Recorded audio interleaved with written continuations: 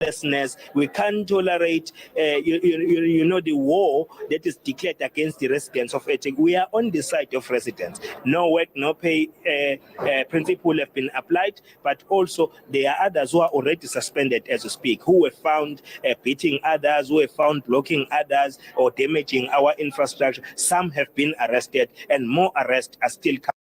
Eskom announces stage 2 load shedding. It will be implemented today. The country thereafter will move to stage 4 load shedding at 8 p.m. until 5 a.m. tomorrow.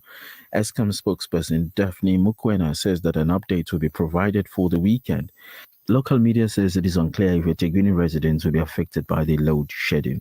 An energy expert, Brian Stratum, says that there are alternatives to energy consumption which could bring an end to the crisis. Well, load shedding is been overcome a lot by the use of solar, rooftop solar at the residential level, rooftop solar and small wind at the commercial and industrial sector. And also Eskom has opened up the transmission grid, so you can now wheel power across the transmission grid. And so you can get energy from one place to another, and that's helping an awful lot. So the IPPs are coming into the market's getting liberalized, and we're also, that gives space for Eskom to actually do the maintenance that's needed on the power stations so that the power stations can return to a more acceptable level of performance. So all these things are working towards reducing load shedding. Your international story: an international beverage franchisee in West Asia has fired 2,000 of its staff after suffering huge losses owing to boycott campaign led by Palestinian supporters in the Israel-Gaza war. The Persian Gulf retail giant Al-Shaya Group, which owns the right to operate a beverage company in the Middle East, announced the 1/10 staff downsizing decision, citing challenging trading conditions in the last 6 months. The downsizing comes amid the American multinational coffee house, which is headquartered in Seattle and has seen billions of dollars worth of losses throughout the months due to the global Palestine solidarity boycotts. In your weather, 22 degrees becoming clear, and tomorrow 30 degrees. Quick reminder of our top story: the city's mayor, Olisi Kanda, says only 20% of homes in eThekwini do not have access to water. The mayor had been speaking at a water and sanitation conference in Durban, ICC today. That's the news. Welcome to Simplex Radio. Visit our showroom for the full range of car audio. Our TV department carries top brands with quality LED panels, full HD to Ultra HD, and now the experience of Super Ultra HD. Visit our theater rooms and transform your home with brands like Onkyo, Integra, Denon, Boston Acoustics, Yamaha, and more for quality audio visual experience. Now available, full range of home appliances. A one-stop shopping experience. Call 031-306-4029 or Kenilworth Park, 202 Brickville Road, Overport. Simplex Radio, the name you can trust. Struggling families across the Northern Hemisphere are facing the dread of winter. Winter is the worst time of year for those in need, whether they're refugees in freezing camps or impoverished families unable to afford the fuel they need to keep warm. You can make a difference in their lives and spread warmth and hope. Be their warmth this winter. Sponsor a winter pack today for just 600 Rand and help provide winter essentials for struggling families in 15 countries across the globe. Donate online at alimdad.com or call 0861 786 243 for more information. For over 2 decades, the Ansar Foundation has been a beacon of compassion during the month of Ramadan and Eid, making a significant impact through our Ramadan and Eid feeding programs. This year, our goal is to provide 1,000 nutritious deg meals to those in need, each deg costing 1,900 Rand. Your support through Lillah can bring warmth and sustenance to those less fortunate. To contribute and be a part of this meaningful cause, contact our outreach team on 031 208 1601. Let's come together to spread joy, kindness, and nourishment this Ramadan and Eid. The Al Ansar Foundation, making a difference, one meal at a time. In memory of our martyrs in Palestine.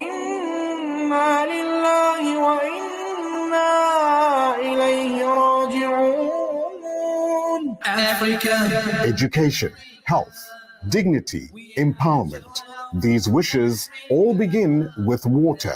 Africa Muslims Agency is committed to providing clean water to the thousands who still live without this basic human right. Support us in giving the best of charities. Provide a water well for 16,500 rand or a borehole for 55,000 rand in Afghanistan or 65,000 rand in Africa.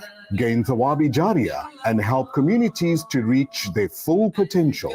Africa Muslims Agency, empowering, educating, inspiring. Shimmer, sparkle, captivate. Nothing less than a masterpiece. Droplets of gold inspires precious design. Platinum bursts with intricate freshness. And every pure diamond becomes more than just a girl's best friend. Voda Gold Gem Jewelers, where timeless dreams become a reality. We tailor-make designer gold, platinum, and diamond jewelry. Trade in or remodel your old gold. Clad yourself with classy name-branded watches. We offer insurance valuation and free zakat calculation. Visit us at 534 Ridge Road, Overport, or call 031 208 9142. Voda Gold Gem Jewelers, manufacturers of fine gold and diamond jewelry. Listen to News in Focus on Radio Al-Ansar, Durban 90.4 and Petermarisburg 105.6 FM every Wednesday from 8 p.m. with Yunus Sacoor. That's 8 p.m. every Wednesday. Radio Al-Ansar, keeping you informed.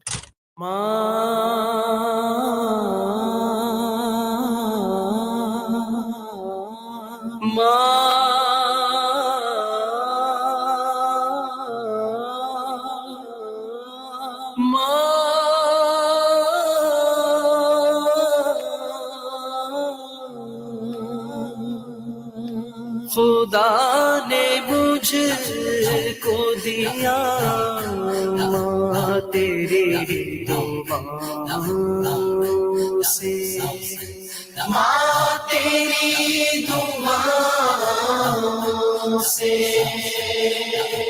ملا ہے جو بھی ملا، ماں تیری دعاؤں سے، ماں تیری دعاؤں سے، ماں تیری دعاؤں سے جہاں جہاں بھی گیا لوگ دل بچھانے لگے، جہاں جہاں بھی گیا لوگ دل بچھانے لگے، یہ ہے تیرا میرا ماں تیری دعاؤں سے، تیری دعاؤں سے، ماں تیری دعاؤں سے، ماں تیری دعاؤں سے، ماں کی دعا جنت کی ہوا، ماں کی دعا جنت کی ہوا، ماں کی دعا جنت کی ہوا، ماں کی دعا جنت کی ہوا، یہ کامیابیاں شہرت قدم قدم پہ ملی، یہ کامیابیاں شہرت قدم قدم پہ ملی، نصیب ایسا ملا ماں تیری دعاؤں سے، تیری دعاؤں سے، ماں تیری دعاؤں سے، ماں تیری دعاؤں سے طواف میں نے کیا کی سعی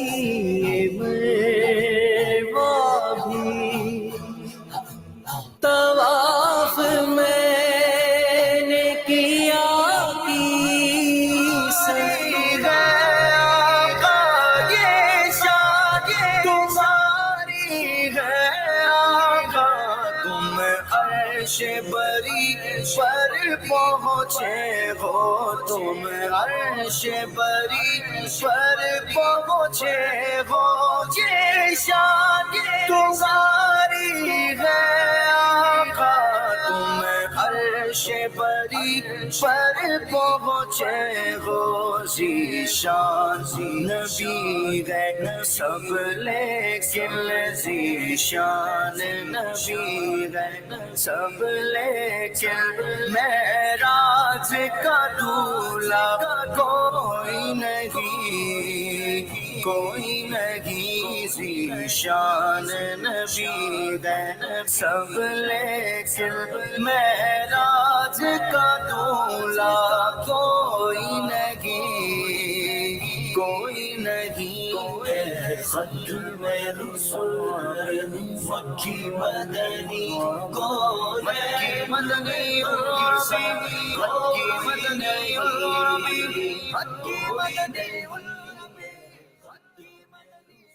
Warahmatullahi wabarakatuh. Welcome back to News in Focus live on Radio Al-Ansar International, broadcasting on the frequency Durban 90.4 FM, Petermaritzburg 105.6 FM. Before the news break, we were chatting with our political analyst Samuel Kennedy on the state of the province address, and he gave us a summary of the various initiatives that the province needs to take. We know that we have an election year, May 29 this year. A lot of political parties are preparing fervently for the election. However, while those preparations are taking place, we have some unrest that's taking place in the eThekwini municipality, where the municipal workers from the Durban Solid Waste Department have downed tools and they've gone into an unrest situation. And we know that litter, dirt, and etc. hasn't been picked up since last week, and other service deliverables are being impacted.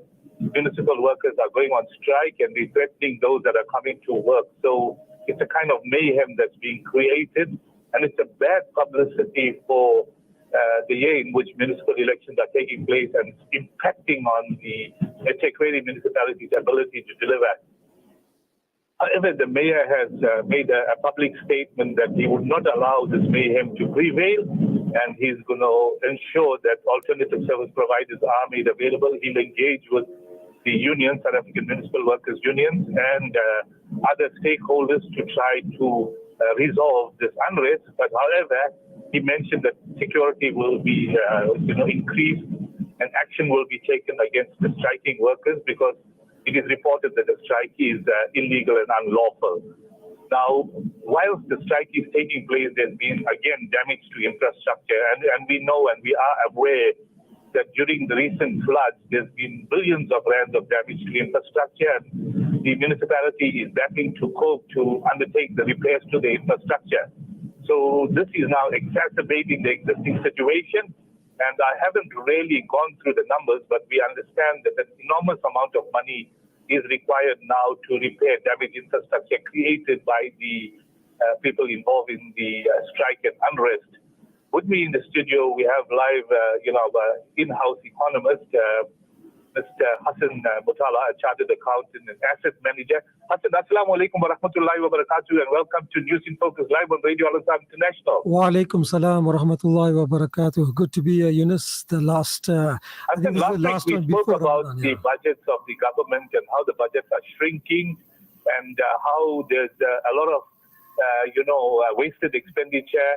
And the Minister of Finance is battling to cope. He did a bit of a fix-it exercise, but with more and more unrest and more damage to infrastructure, people don't have water in the north of Durban for a considerable period of time. And these, striking workers are out to damage. Now, whether it's political or otherwise, we need to investigate.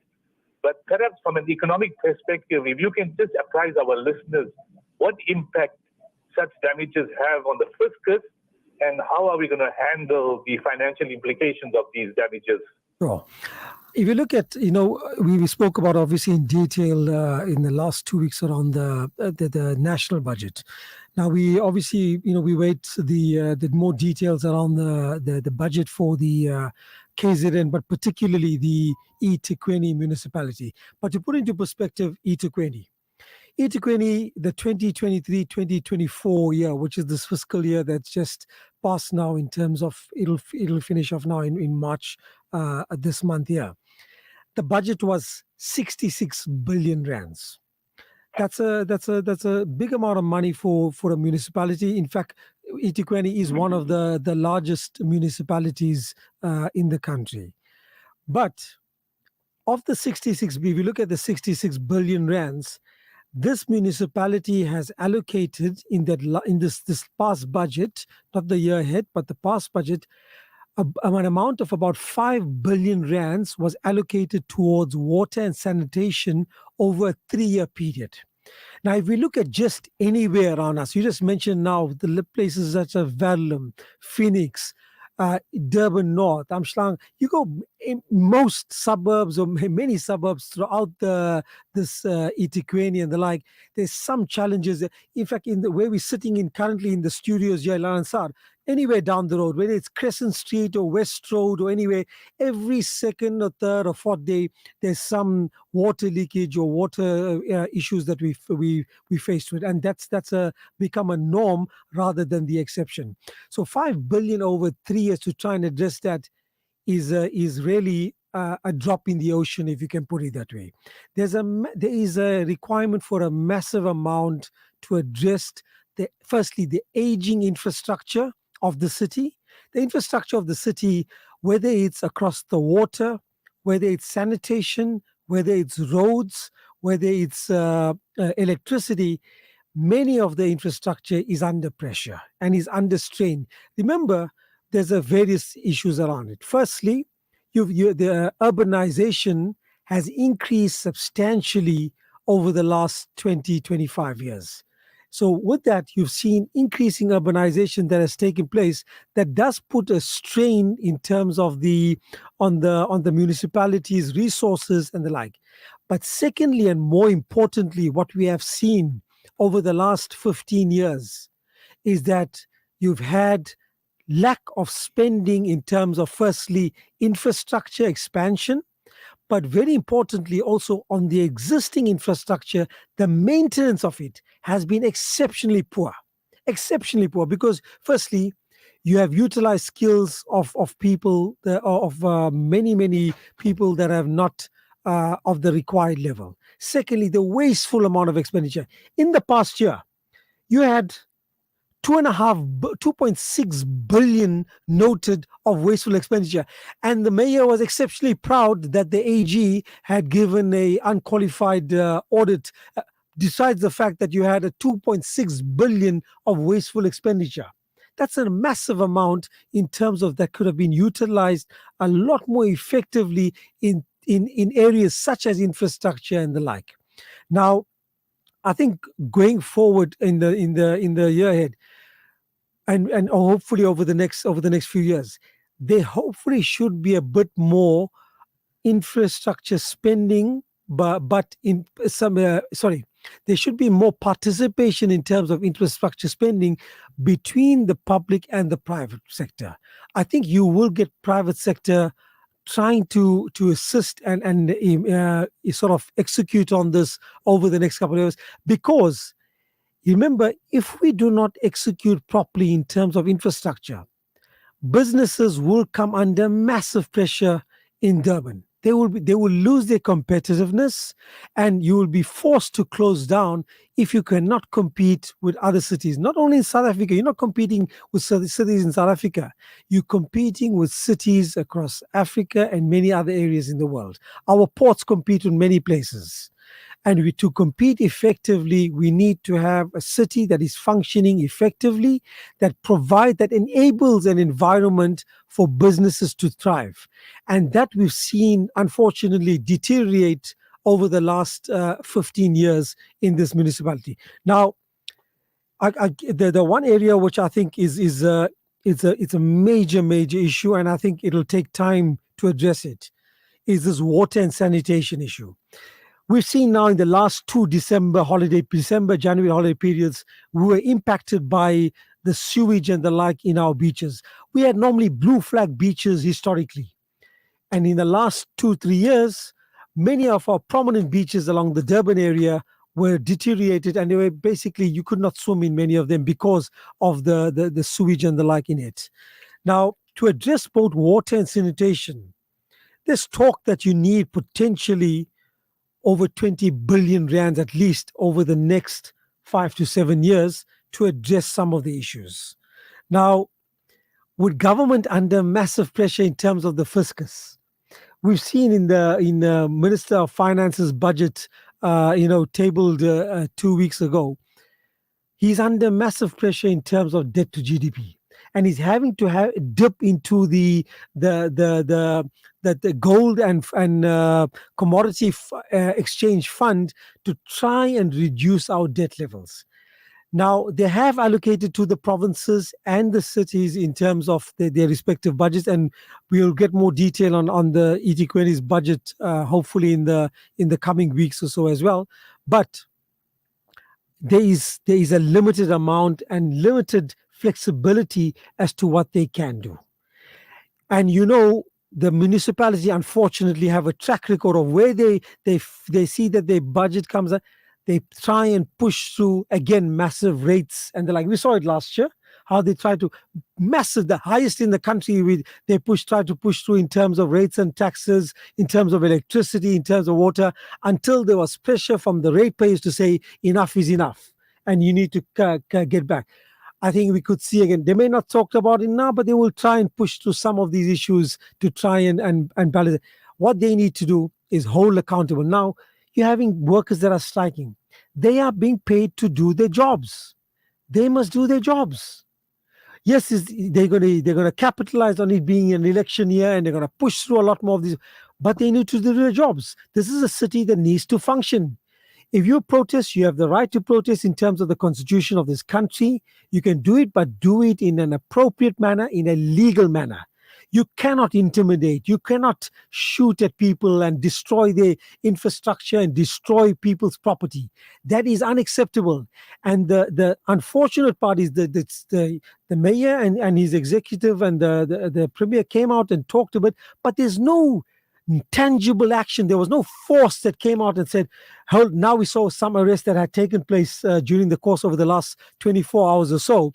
But in last week, when things were getting out of hand, that Friday, Thursday, Friday and the like, you should have nipped it in the bud and get it sorted out and addressed as soon as possible. We need to have a firm hand in terms of this.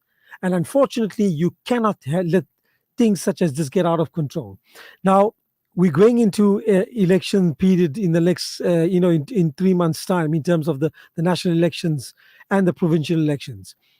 Very importantly, we need to make sure that we hold the municipality accountable in terms of their budget.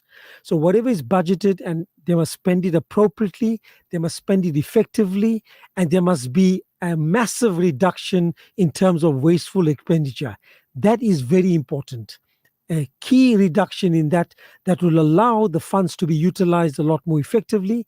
But this issue of infrastructure leakages, remember, our water, we've had an abundance of rain, alhamdulillah, but more than 50% of the water that is flowing is leaking. So the municipality is actually not earning revenue on a lot of the water that's going through because of the leakages that are taking place. Therefore, they push through.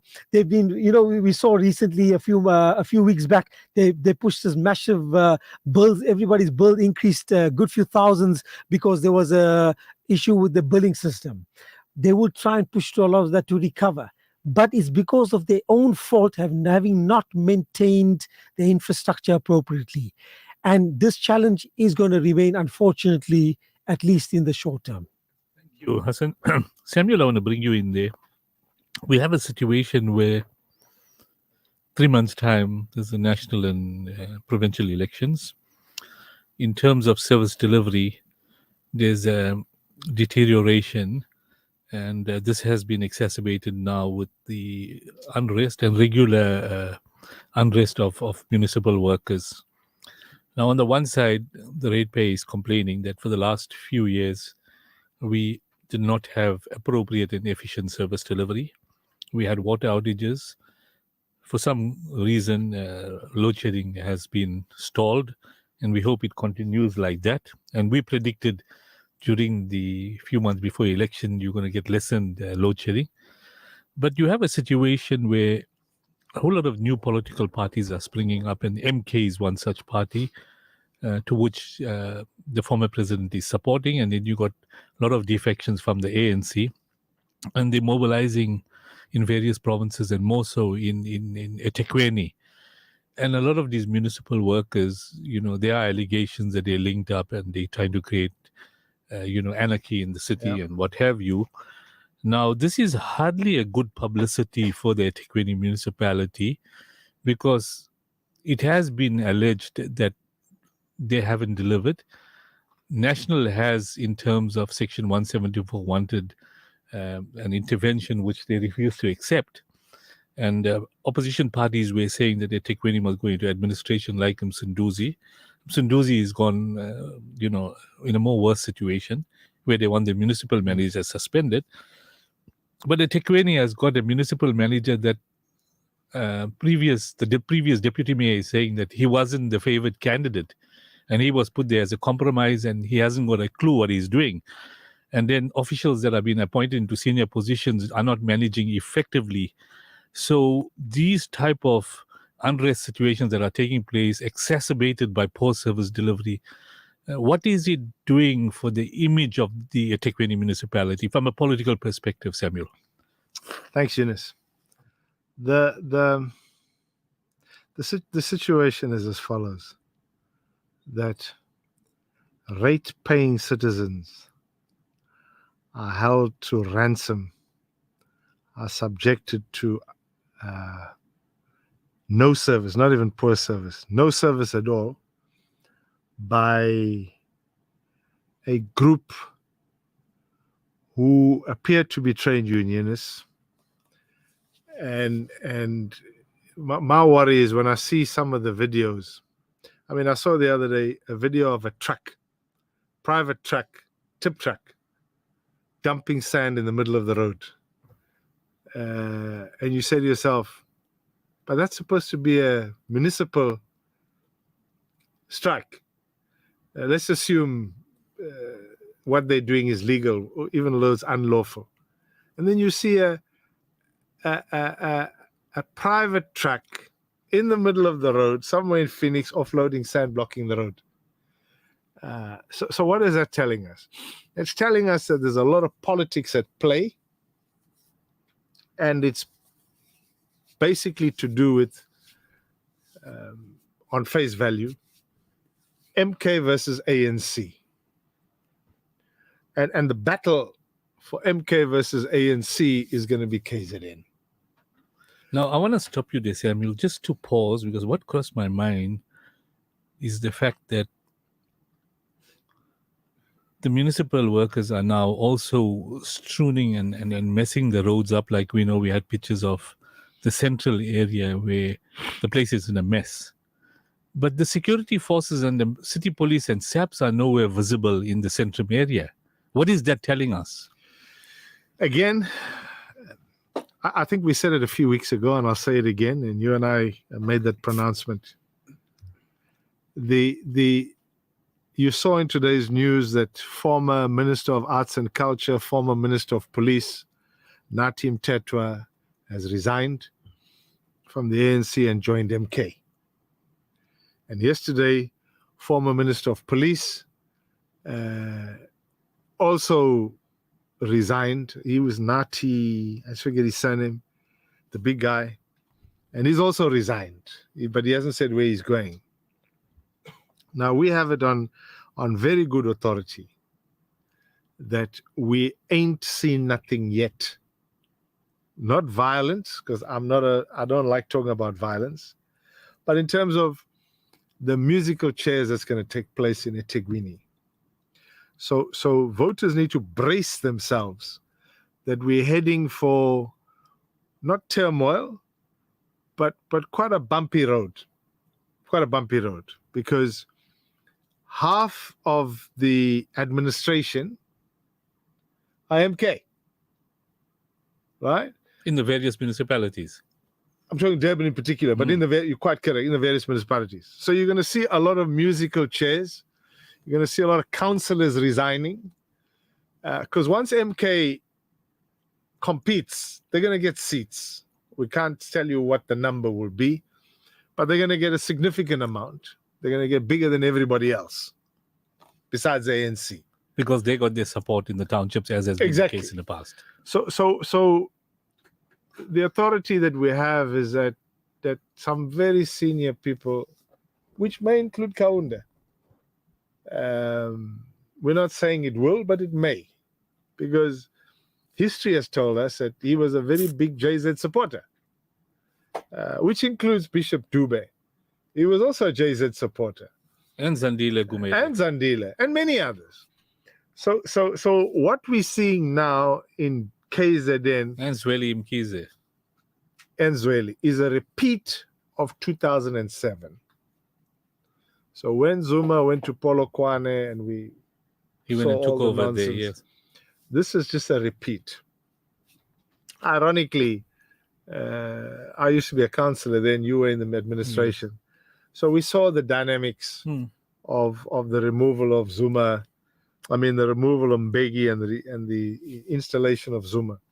So eThekwini is in a very precarious, in a very sensitive space. And it could well apply in other provinces as well.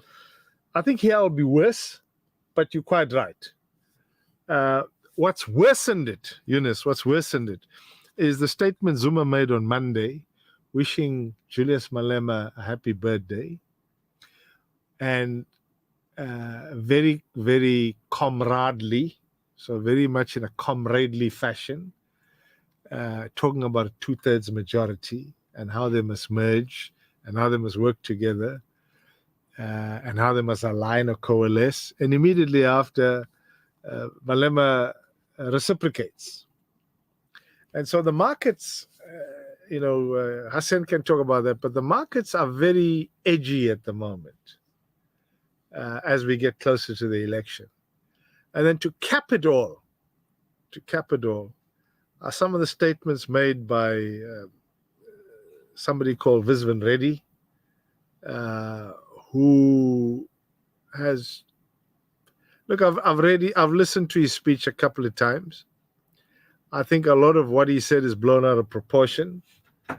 I think he was trying to be honest by saying, if you block MK, there'll be chaos.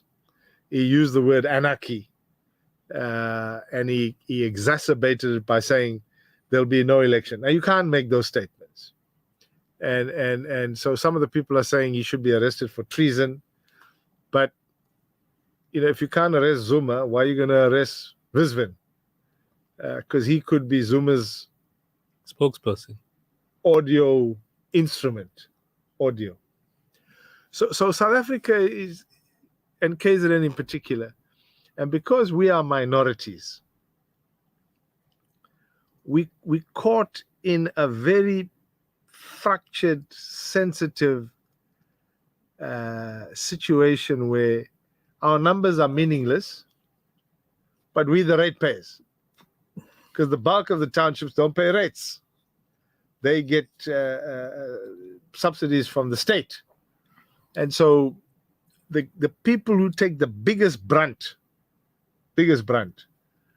are rate-paying citizens, business people, homeowners, who contribute to the city fiscus, and they are seeing this thing unfold in front of them. You go everywhere, it's just rubbish everywhere. Now, with rubbish comes rats, which is vermin. With that comes flies. With that comes smells. With that comes unhygienic conditions. With that comes mosquitoes. With that comes a whole lot of diseases. And so I think it would be appropriate if we said to the city of eThekwini, you need to take responsibility and accountability, whether or not there's an MK faction hanging over your head is not our problem. Our people pay rates and they demand, not requesting, They demand to be given appropriate and requisite services for their money. Now, I know the Premier came out today and said we are hiring temporary staff. We just hope and pray that those temporary staff are not in the line of fire where they get intimidated, get a hiding, some get killed, because the state of the situation in KZN is very, very sensitive, is on a tipping edge, is on a knife point, right? And it sadly was exacerbated by some of the comments of Visvin, although I don't think I hope he didn't. I hope he didn't mean what he said. I hope he took it out of, I hope he was misread out of context. But if he did, that just tells us that we could have, we hope not, we could have another 2021 riots here.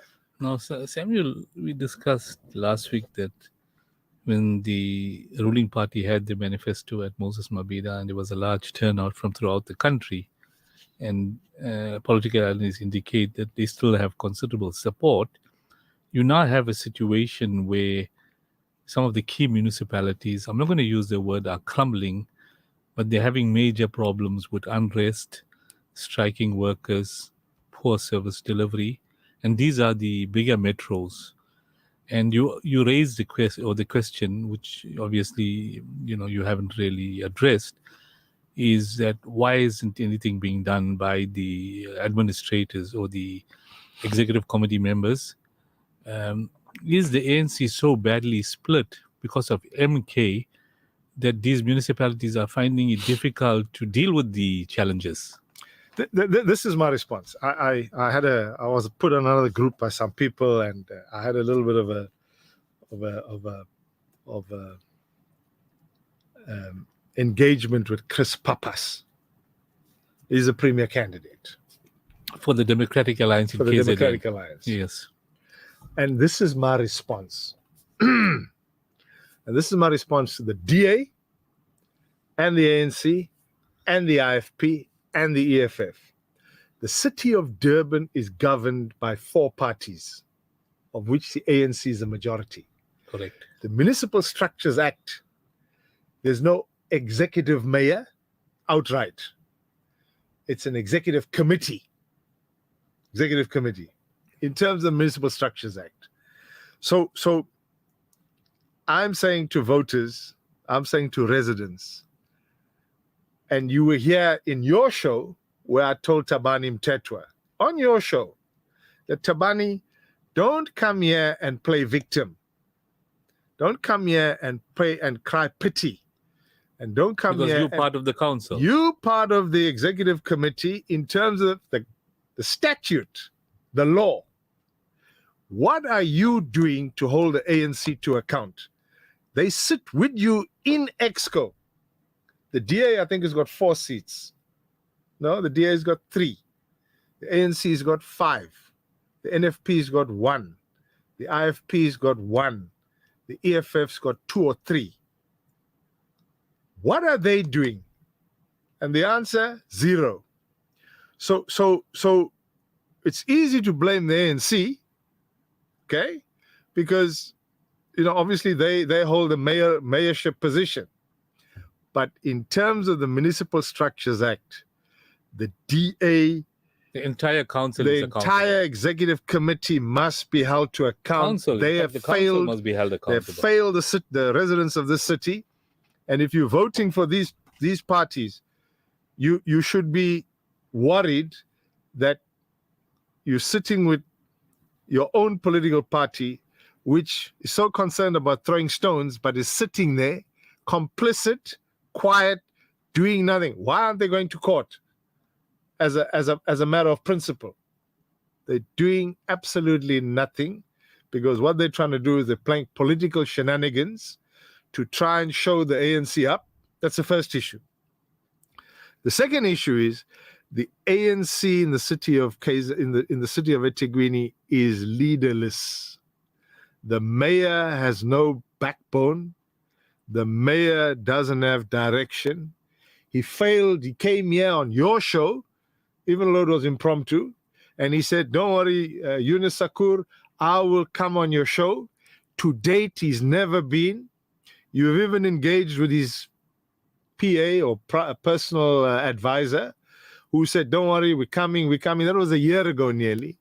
They haven't shown leadership. They failed as residents of this city, and they don't have the ability to deal with SAMU. Why? It's not the first time we're having issues with SAMU.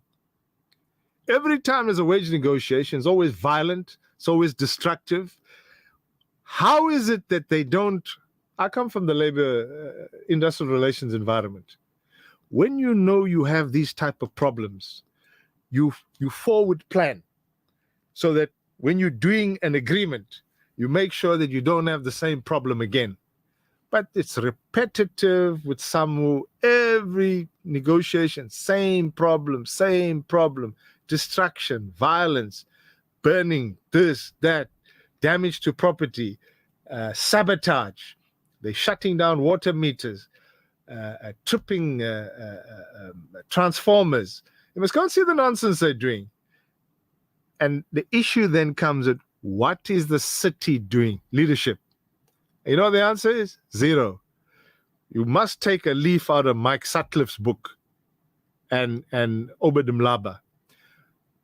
The degree of the problems or the challenges that we're having now under this leadership, we didn't have this much under James and under Obed. It's actually got worse, right? And the only people who are suffering the brunt are who? Innocent ratepayers who sadly continue like fools or like lambs going to a slaughter, continue voting for these same parties who use their vote and end up doing absolutely nothing. Now, Samuel, you brought up a very important comparison, and we know we were in that space to compare why service delivery was good during that era and has deteriorated. And I raised this with the mayor some 2 weeks ago when we were in a meeting, and I asked him that you're the mayor and you've got your executive committee, but you've got your municipal manager together with all his deputy municipal managers and the heads of departments, and you can call him to one meeting. Now, why is it that you're not getting your effective results? Are these guys incompetent? Are they not listening? Is the city manager have another agenda? Is he incompetent? And his answer to me was that, listen, we got a plan of action and we're implementing. That's an answer. Now, we don't know what's his plan of action. But secondly, I raised the issue with him is that you lost a lot of experienced individuals who were successful in administering this municipality back in the days. Like how you decided in water to bring back a few retired engineers and individuals. Look at other departments where you can bring back some of those individuals to assist the ailing or incompetent managers to guide them to improve service delivery, whether it's human settlements, whether it's finance. And his answer to me was that will not happen. Now, why it would not happen is because the unions are not going to allow that, because from their perspective, this cadre deployment and job for comrades becomes the order of the day. As you said in previous discourses we had, people are being paid to get jobs. Now, is it all about personal gain that they're allowing all the municipalities to deteriorate? Because we heard the issue in Pietermaritzburg where SAMU is calling for the municipal manager to be relieved or suspended on the basis, and I've been told by our mayor, that because he's strict, he doesn't allow maladministration to take place. He's weeding out corruption, that they don't want him there. So are the unions in cahoots with the so-called corrupt individuals so that the city runs in this fashion? So we got major problems. Now, ultimately, as you said, Samuel, that who gets the brunt or the blame is the council. And if the council is being run by a particular political party, then they face the brunt of the blame. Now, we're obviously looking at solutions to the problems, because what our ratepayers and taxpayers are telling us, because taxpayers indirectly pay towards rates as well, because that contributes towards the national and provincial fiscus, which then subsidizes local government. So taxpayers are also being badly affected. What they want to hear, and I just come out of a meeting a short while ago, and we were chatting briefly about service delivery and will it improve. And many of the ratepayers and public that were seated there said, in the last 10 years, it's deteriorated. The graph has gone south. And we don't think the graph will improve until you change the hierarchy. And we don't want to waste our time even arguing, because every bump we take, every road we hit, there's potholes, our suspensions are getting damaged, petrol is going up, we are hiding to nothing. We don't know who to vote for politically. The smaller parties are ineffective. The bigger parties have now been split, and we're in turmoil at the moment, so they're going to need direction. I know that it is difficult for us to find a solution, Samuel, but the point is this. We have to ensure, because I spoke to Hassan last week, and Hassan maybe will chat about it shortly, is that we still have a cost of living that's far better than lots of other countries. The country is beautiful. We have beautiful climate. Absolutely. We have labor that's quite cost effective. We have mining industry that's very, very rich. Our agricultural sector is par excellence. So we have everything in this country. Only if we deal with corruption and maladministration, we can improve service delivery. So Samuel, I'm not asking you to look at the magic wand in front of you, but what are some of the possible suggestions and recommendations to deal with this challenges that we have? I come from the corporate space, right? I've worked for JSC listed company. I was in the top echelons, so I don't want to talk about myself.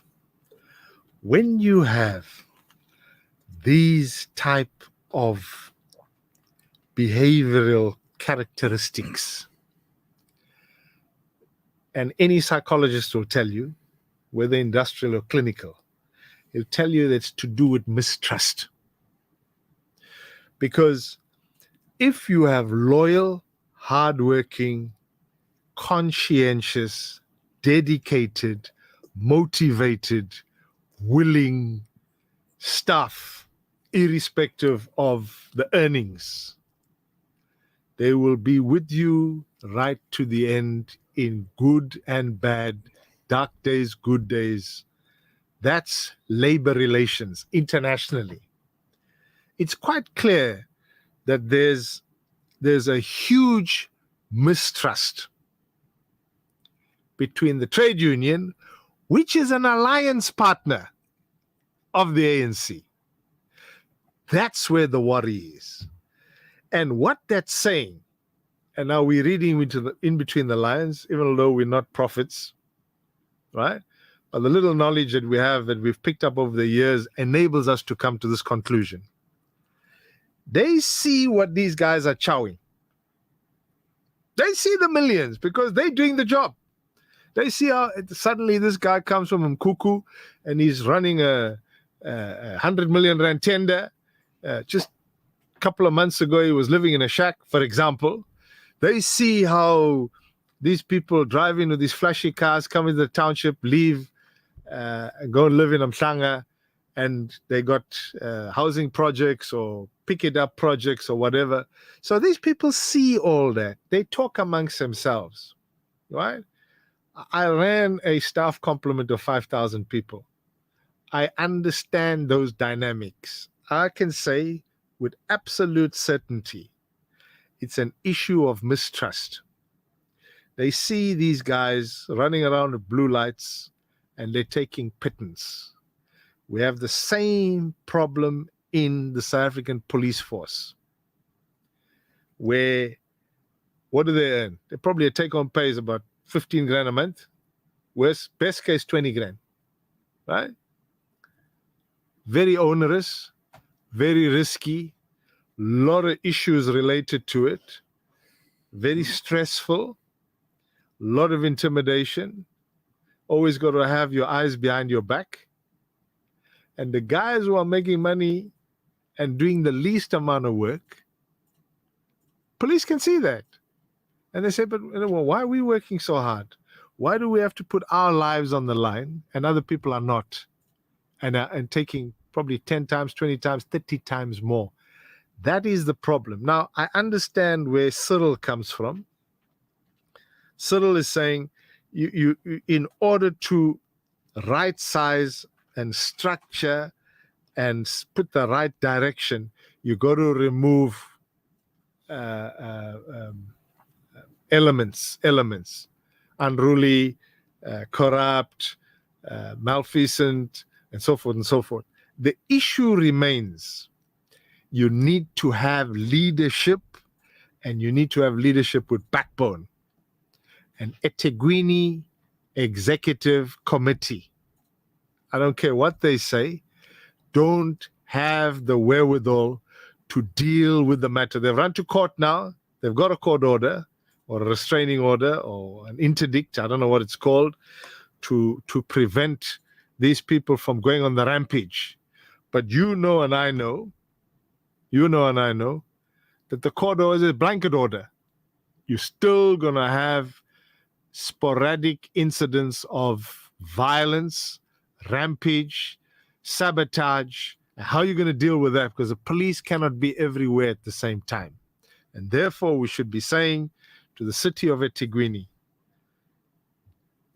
stop putting, I've said it for the last 2 years, stop putting square pegs in round holes. That's number one.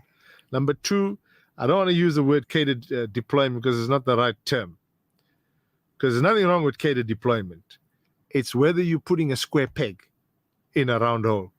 Because you look at Donald Trump. Donald Trump put his own staff into his office, into his ministerial, into his DGs, into Hoover Building, into the CIA, and so forth and so on. Happens all over the world. The issue becomes when you put incompetent, incapable deployees, and that's where the problem is. So, what is the solution? None of us have a magic wand. It rests with the leadership of eThekwini. They must take action because residents are paying money. No wonder the Gafars of the world are taking them on. No wonder there's so many ratepayers associations popped up in the last year. How many have we got? Probably about 50. Everywhere you go, there's a ratepayers association. Why?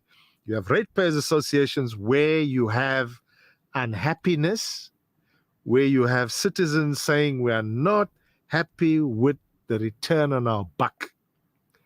And Kaunda must stop playing hide and seek. He must do what he did when the matter was before the court. He was running around telling all the suburbs to ensure that there was consultation and communication. He must go and consult with communities and say the reason why you haven't got water, or there's a problem with the aqueduct, or we're building a new dam, or we're dealing with the municipal workers union, or whatever. Go to the communities like he did before. Suddenly he doesn't have the wherewithal to do that. And the question is why? What's his agenda? Is he jumping to MK or what? Time will tell. He's sitting listening. Let's see what's his response. Whether he's playing the game to ensure that the city becomes, what is the right word? Weak, so that by-elections come and the ANC becomes weak. We don't know. But somewhere along the line, there's a little bit of hanky-panky, and somebody needs to take ownership. And the people who need to take ownership, not the ratepayers, it's the city leadership, city office bearers, city executive mayor, and so forth, who must take ownership, which includes the DA and the leadership of the EFF and Inkatha Freedom Party. Thanks, Samuel. One of the subjects we wanted to discuss today, and we'll carry it over to next week, we ran out of time, is public sector reform in the light of the current unrest. We were going to interview Professor Somadoda Fikiene. He's an authority in this, and one of his brief was that he is basically suggesting to national, provincial, and local government to re-look at their employment methodology, that stop employing people because they belong to a particular political party, appoint competent, qualified people for positions so that you will get that entire section delivering based on the credentials of the senior manager, the manager, and the staff below. For example, if you want to do carpentry, you can't appoint a mechanic to do that. Likewise, if you want to deal with finance issues, you can't appoint an engineer. So this is where the problem lies in government and local government, and he's talking about the public sector reform, which we will cover next week. We're coming close to the end of our program. Hassan, I want you to conclude, before I conclude here, is that, we're faced with all these challenges, and politically it's not very easy for the parties to cope, even the ruling party, because of the challenges they have. Now, the Minister of Finance mentioned that he's trying his level best to spread the budget, because you mentioned last week, there's a large amount of money that he has to pay for the cost of the loans, more than R1 billion a day. So whatever remains, he's trying his level best to see how he can improve the infrastructure of the country, including the electrical and the water infrastructure, in addition to other service deliverables. Will the minister be able to balance the books and achieve that objective, or there's a question mark depending on the outcome of the political elections that are going to take place? And are we in for challenging times, Hassan? I think, yes, it's a tough environment for South Africans. If you look at, what's happened in the last couple of years, whether it was firstly from COVID, then you had in KZN, we had riots, we had floods throughout, and you've had load shedding, particularly last year was one of the worst years ever in terms of load shedding. However, I think this year, both from a South African perspective, but from a global perspective, there's a couple of key points. Firstly, elections are taking place here in the US, UK, big elections. For us, obviously, South Africa is an important part. It's a watershed year in many cases, but I'm still of the view that I think there will be a reasonably stable outcome that could come out of it. Although KZN still remains probably a major question mark and a major uncertainty. However, if you think about what's happening in the US, if you saw what happened with the US primaries that took place during the past 48 hours, who's going to be their two key presidential candidates? One who's really exceptionally senile and who really he kind of cannot put two sentences properly together these days because of where he is in terms of his age, but he's known as Genocide Joe. And you've got another person who's a maverick and a lunatic and whatever he can be, and he just shoots off the hip, and that's meant to be the largest and most richest and well developed country in the world, and that's their two best candidates in terms of leadership. So when we look at leadership here in South Africa, do not think that we've got the worst type of leadership and everything is not green elsewhere. And the same applies to UK as well. Look at UK. You've got Rishi Sunak, firstly not democratically elected, put in there because of circumstances, and in all likelihood, is basically will definitely, I won't say definite, but there's a high probability that he will lose his place come the elections that take place in the UK as well. So leadership is a challenge globally, not only a challenge in South Africa, and so we must not despair and think that things are really bad because we do have poor leadership. But inshallah, hopefully there are some potential, bright sparks that could come through, and hopefully, you could see some stability and potentially some improvement going forward. Secondly, one of the key issues always whether it's across the dinner table or whether you're going to any function or anywhere, people talk about, firstly, the economy. And yes, we've talked about numbers came out yesterday. GDP growth for 2023 was 0.6%. The last quarter, we averted a recession. So 0.1%, we just averted it technically. But it was a tough quarter. So it tells you it was a tough year. And load shedding was one of the key issues. And secondly, the decline in commodity prices impacted our mining sector, which is a big generator for us, both in terms of hard currency and contribution to GDP. But the other thing that people talk about is a lot about our currency. Our currency, yes, has depreciated. If you look at it over the last 15 years, from around 7 Rand, 8 Rand, it was in 2007 and 8, it's gone now to 19 Rand. So you've had a depreciation. But we're not the only ones. Look at Nigeria. Nigeria's currency has collapsed. MTN, which is our South African major South African telecoms company, but their biggest market is Nigeria. Their results have come under pressure because of the Nigerian currency. So business is doing okay in Nigeria in terms of the economy, but their currency has collapsed. If we thought we were bad in terms of our currency, it has collapsed 100% in 1 year. So we're not the only one. Turkey, same issue. Turkey's inflation is over 70%. We were complaining last year when we were hitting 9% or so that we were tough. And yes, it was tough because food in particular went up 15, 20%. And in certain cases, we saw whether it was eggs went up 50, 60%, onions or tomatoes went up 20, 30%. And it impacted our back pockets tremendously. But Turkey has seen for the last 2 years 70% inflation. That's a massive, and this is a big emerging economy. Egypt, their Egyptian pound has gone to 50 to the US dollar. We're sitting at 50 to the US dollar, the Egyptian pound has gone to. So it's not all doom and gloom in SA. We're going through tough times.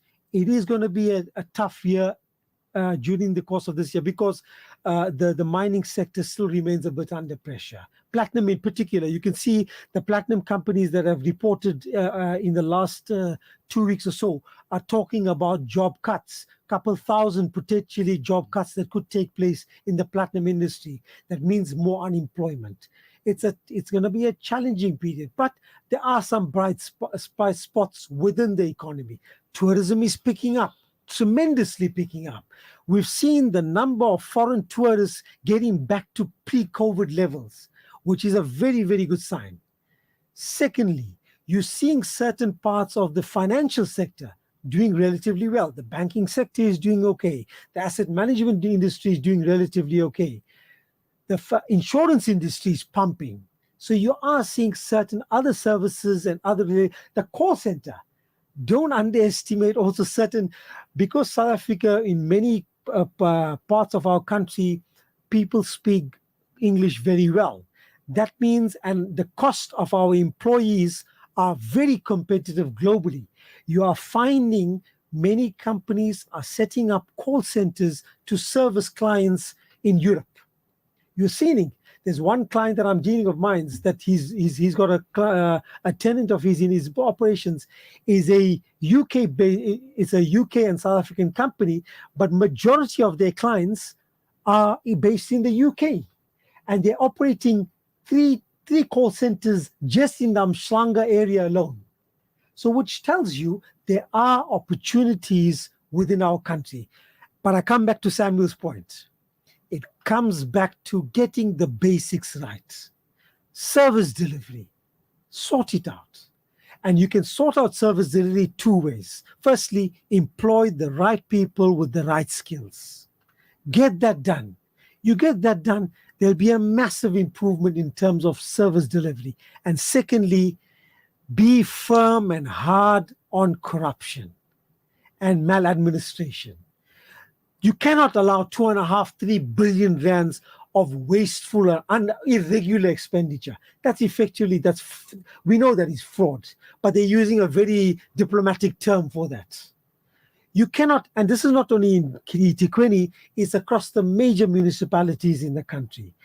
If you eradicate that, or at least reduce that significantly, that means there's more funds available towards infrastructure, towards healthcare, towards safety, such as police and the like, and towards education. Think what a substantial improvement and benefit that has, not only to the economy, but to the lives of majority of the people in this country. Well presented, Hassan.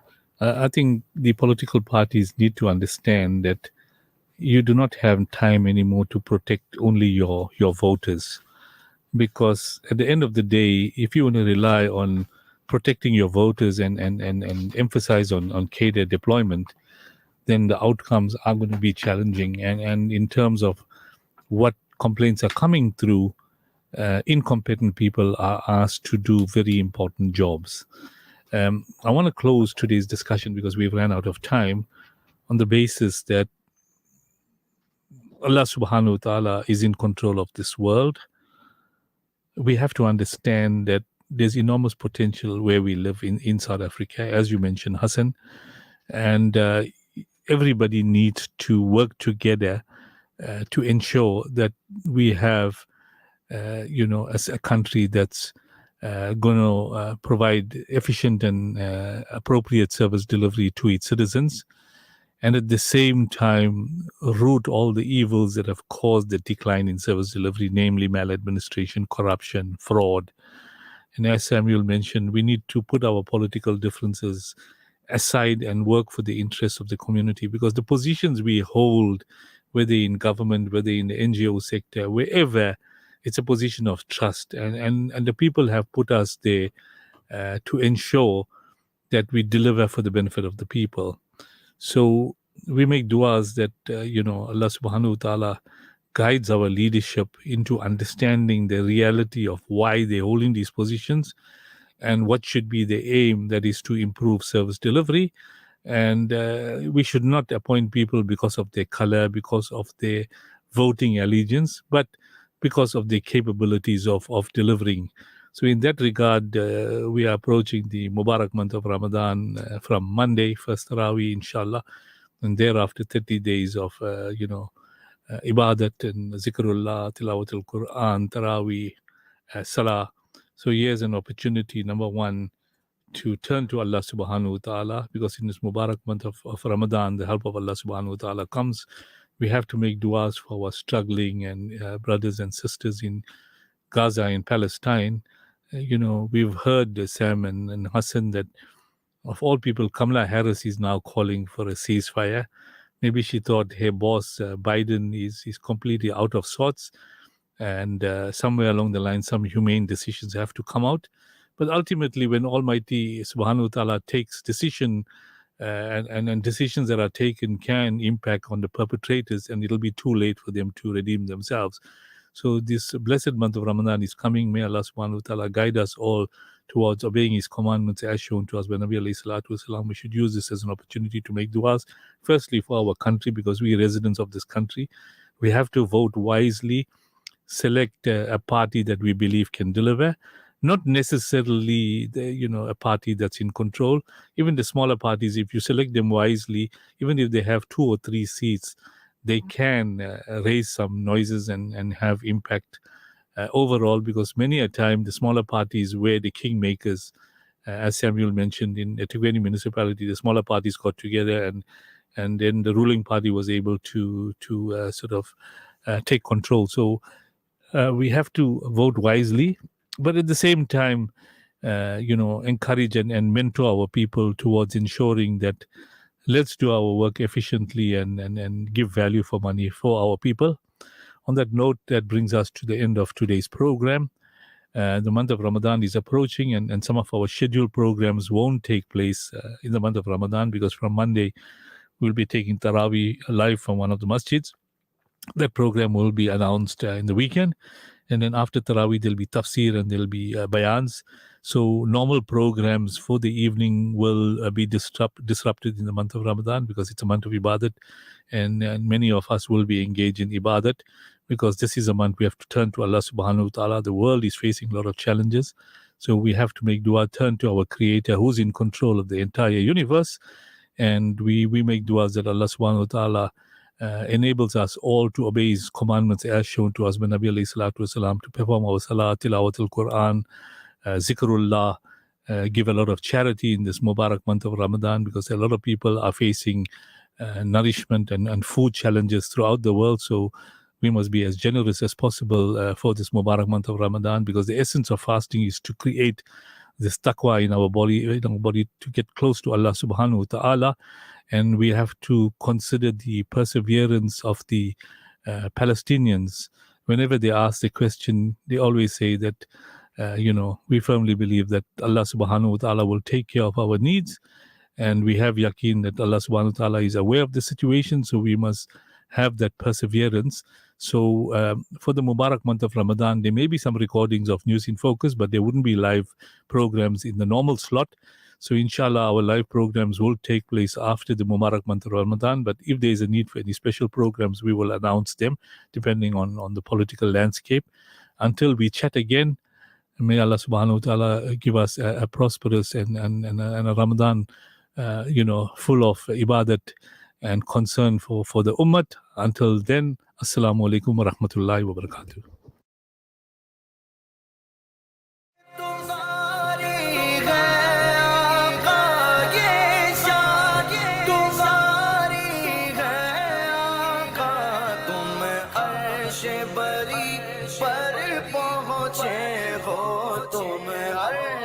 बरी पर पहुँचे